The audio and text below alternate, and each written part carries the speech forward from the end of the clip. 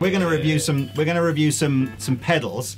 When Aziz first and I first started talking about him coming down, funny enough, these were the couple of the pedals that we're about to try here were one of the ones that you were most keen to sort of have a bit of a noodle on when you got here. So we've got on the floor here. I'm going to go handy cam. Where is it? It's right here. I've got a new handy cam, everybody. Woo! Yeah, it's big. It's enormous, this, isn't it? Yeah, man.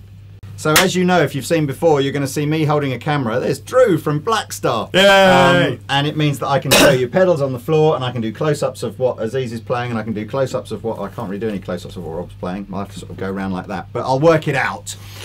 So we have some pedals on the floor. Camera is panning too fast, it says. From Lovepedal, and they are... That's it, look at them shiny shoes. Were they for your birthday? They were. Nice. Look at those. Look at those. Hang on, I'll get mine in as well. Chelsea boots. So we've got 3 new pedals from Lovepedal that are actually kind of through the sort of ages, really. We've got the Bone Tender, which is Lovepedal's kind of classic recreation of the Tone Bender. So Tone Bender was a germanium kind of fuzzy drive that you would associate with guys like, you know, Jeff Beck and Jimmy Page and those guys. Aziz Ibrahim, yeah. Mick Ronson, don't forget Mick Ronson, absolutely. So we're going to try that. We've got the High Volt in the middle. Which apparently I like. Yeah, it's very high gain with a 3-band active EQ on it. So kind of, well, I say very high gain, a sort of a do-everything proper drive pedal that you would just stick in front of a clean amplifier to get it to go mad. And then the Dover drive. Bend over. Did I tell you he was in the store the other day? Was he really? I'm going to tell you a story now. Presumably something to do with the classic Eric Johnson White Cliffs of Dover. Probably. And the Dover drive is one of those pedals that's trying to sort of sit in between like a fuzz and a traditional drive. So the Dover drive will be your most versatile appeal to the everything from the sort of blues to the classic rock guys. Bone Tender is all about the 60s, and High Volt is high gain. Well, that Dover drive, I can't get bent over on my mind. the Dover, the bend over drive. The Dover drive is going to appeal to those Eric Johnson fans, I think, because I mean that is like a big cult following of that Butler. What's it called? The drive pedal he uses. The one he uses is in the same colour scheme. Oh, really? Absolutely. I'm not sure. Let's listen to it. Well, so we've got Aziz plugged into a Fender Deluxe Reverb, and what's going to happen is he's going to play, and I'm going to fiddle with the knobs.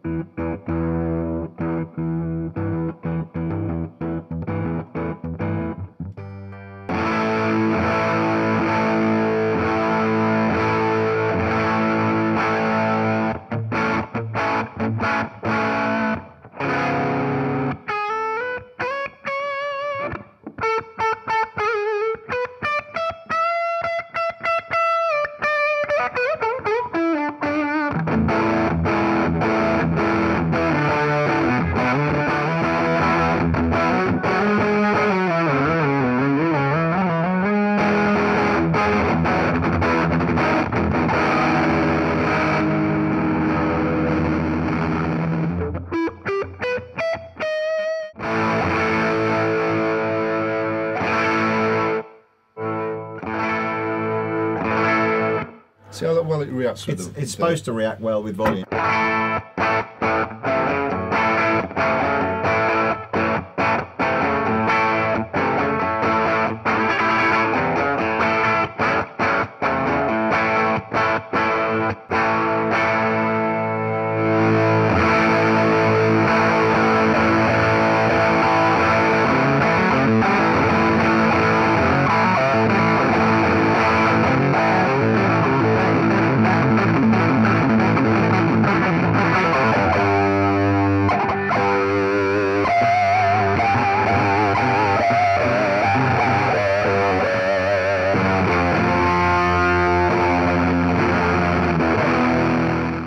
Great, rich, fuzzy,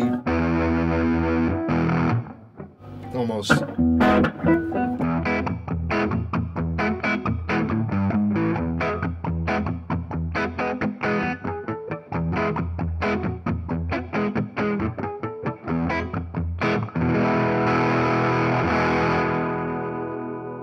It's very, I think it's versatile. It is that. You can, as you say, just as the gain starts to go round to probably 1 or 2 o'clock, it just starts to bring in some of those fuzzy overtones. Let's whiz over to the bone tender, because that's the one that is supposed to be the based on the sort of the maestro type fuzzy pedal from you know, from the late 60s. It's from the Lovepedal kind of mini series, so again it's designed to sit on a board. One of the things I always struggle with in these kind of videos is getting fuzz pedals to sound like when you hear, you know, Jimmy Page or someone like that, and it's a killer sound. And it's tell us about how you would approach kind of, you know, using a pedal like this. I mean, I tend to go, for me, they're very organic, so they have to go with that, the volume pots, yeah, and also with the tone pots too, because you get fantastic amounts of sustain from them. And if you listen to like Steve Hackett, early Steve Hackett, you know, selling England by the pound and stuff like that, you'll hear some beautiful tone bender sounds, just sustaining forever. And this is before he got his, you know, sustainiacs and so forth. And but they do have that quality, but they have that quality of, like Mick Ronson probably developed, you know, showed everybody, Les Paul, tone bender, some very unique tones with a wah-wah, but you kind of have to, because they don't have that buffer, they don't like buffers at the front end. Right. You've got to stick the wah after and things like that, so you've got to modify things. So some don't respond, but for some designers, they seem to have worked out how to, because that's always the thing, where does the wah go? Does it go before? Does it after? You know, do you like the sound that way? Because I would always traditionally put the wah first. So you're sort of saying actually with some drive pedal, it's better to have the drive pedal. Very first. hard to have it in front of, say, like a fuzz face or you know, or a tone bender. That's one of the idiosyncrasies of it. But and would you typically use this into, because you were sort of saying you might put this into like a JTM 40, so are you looking for the amp to be slightly driven already rather than into a sort of crystal clean I mean, there's type? two fields. I mean, it's just personal taste, but I tend to have the amp quite clean, so anything, you know, even like this deluxe or that the Hot Rod series, because I mean, I tend to go with stuff that's you presented with at festivals. You know, this is what we've got. Or you're on tour and they kind of say, you know, you've either got the choice of a JCM 2000 DSL, you know, head, or you've got a Hot Rod Deluxe or a Fender Twin. But these things work great with clean amps. And they're powerful. And that's where that, I always wondered, you know, in the 60s and 70s, bands used to play, you know, with very clean amps, clean, powerful amps. And I just think, you know, you cranked up 200 watts of that Marshall or 100 watt Marshalls, and I thought, they can't have done that. But I realised actually they did have pedals that gave them that gain. And they just backed off the volume. Well, let's see what we can get with this. So we got crystal clean kind of Fender sound. If I plug word. So let's just put it in with a fairly low level gain and a low volume as well, and here's what it sounds like.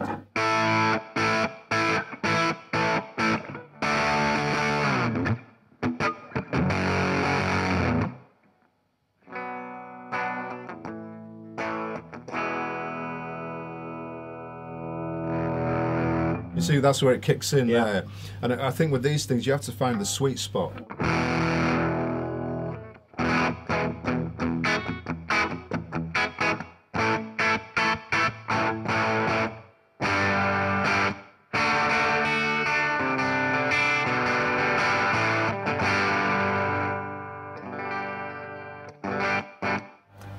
I think what it really wants is probably single coils. I think they're more designed for single coils. Well, why don't we...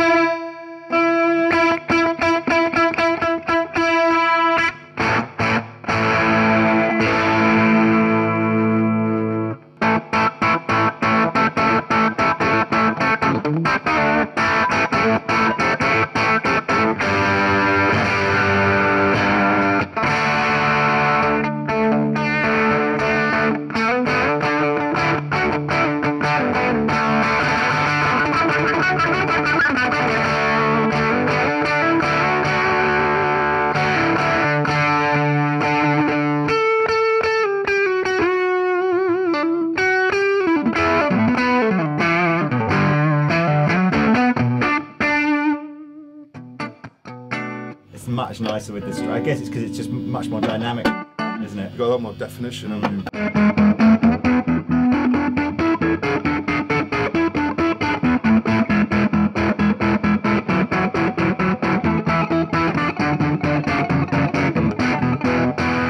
So the high volt pedal, which is the last one, this reminds me actually of MXR did a pedal that we reviewed last year called the Super Badass, and the idea is again it's higher gain, but what makes it super versatile is the active 3-band EQ. So it's not like a traditional tone control where kind of pretty much it just takes away rather than adds it. Whereas these. So the idea essentially is that at 12 o'clock on the tone controls, that's the sort of straight through, and then so we can give it lots more definition by boosting mids, scooping mids, whatever we want to do. So we're again using a very clean amplifier here, and I'm going to just play around whilst Aziz is playing, and then we're going to get Rob to do some playing as well. So what is this? Is this a what they call a MOSFET or FET? It's didn't say actually on the internet what it is, but it's a more modern traditional sort of. So it's probably going to be something along those lines, as opposed to what we tried before, which was. It's unlikely to be. I don't think it's a germanium or anything like that. But let's see if you can tell just by listening. Right. So here's a kind of a 12 o'clock sound with not too much gain.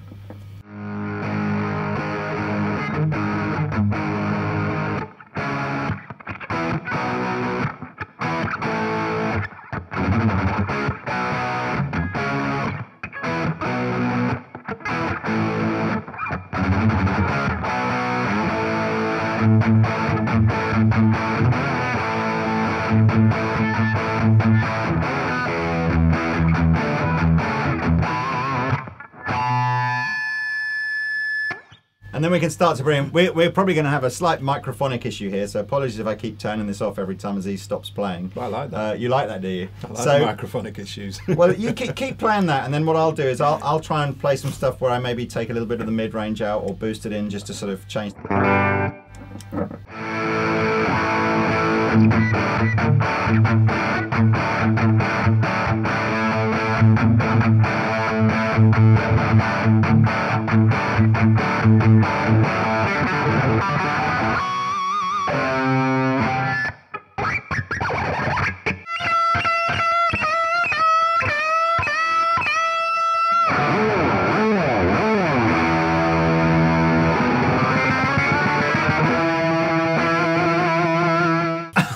That was great. That was meaty goodness, wasn't it? Like that. Do you want to try this through the Marshall? Or? Sure. Yeah.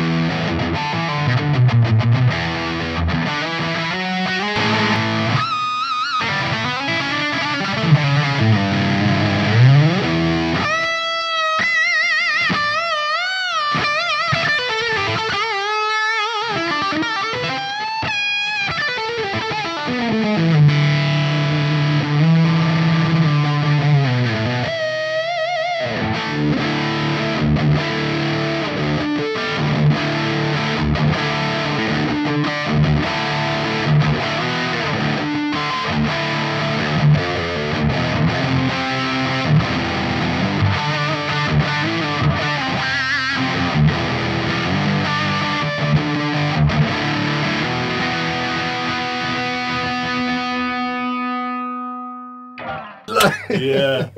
Sean at Lovepedal has been. He and I email each other quite regularly about sort of pedals and stuff, and he's my.